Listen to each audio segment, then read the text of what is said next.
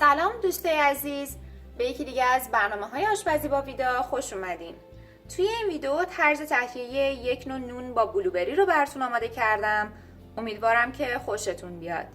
مواد لازم: کره 1/2 پیمانه، شکر 2/3 پیمانه، تخم مرغ 1 عدد، عصاره وانیل 1 قاشق غذاخوری، بیکینگ پودر 2 قاشق چایخوری، نمک 1/4 قاشق چایخوری، آرد گندم 2 پیمانه، شیر 1 پیمانه، بلوبری 2 پیمانه و برای تاپینگ روی نون 3 قاشق غذاخوری کره، 1/3 پیمانه شکر، 2/3 پیمانه آرد گندم و 1 قاشق غذاخوری پودر دارچین.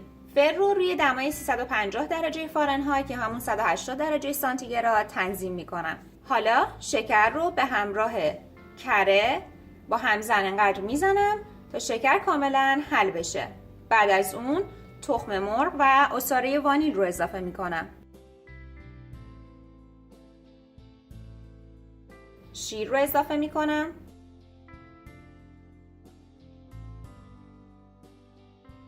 بیکینگ پودر و نمک رو به آرد اضافه کرده و اون رو داخل مایع نون الک میکنم.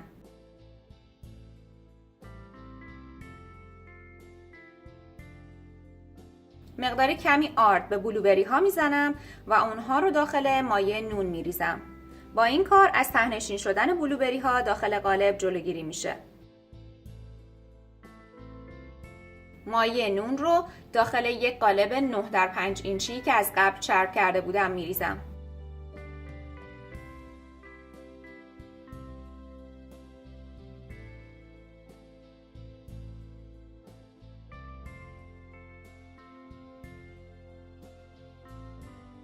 برای کرامبل روی نون کره رو با شکر دوباره با همزن میزنم.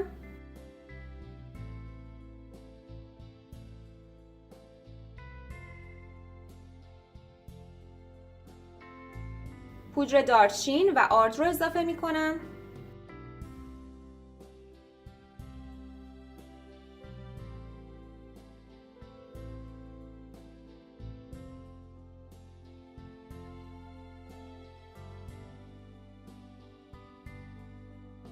و این تاپینگ رو روی قالب میریزم. مدت 50 دقیقه داخل فر قرار میدم تا زمانی که روی کیک کاملا طلایی بشه. الان کیک پخته.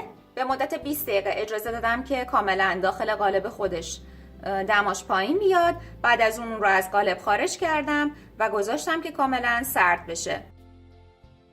امیدوارم که از ویدیو امروز هم خوشتون اومده باشه.